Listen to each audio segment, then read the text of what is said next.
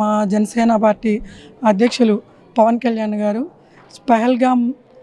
పహల్గామ్లోని జమ్మూ కాశ్మీర్ పహల్గామ్లో ఉగ్రవాదుల దారిలో ప్రాణాలు కోల్పోయిన 26 మందికి అశ్రు నివాళులు అర్పిస్తూ ఇవాళ కార్యక్రమాన్ని ఏర్పాటు చేయడం జరిగింది.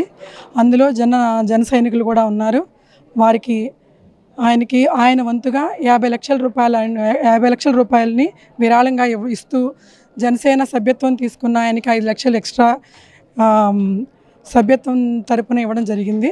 అలాగే సీఎం చంద్రబాబు నాయుడు గారి యొక్క సీఎం రిలీఫ్ ఫండ్లో కూడా ఆయన ప్రయత్నం చేసి వారి కుటుంబాన్ని ఆదుకునేందుకు ఆయన వంతు అన్ని ప్రయత్నాలు చేయడం, అలాగే మిగతా వారికి కూడా నివాళులు అర్పించడం జరిగింది.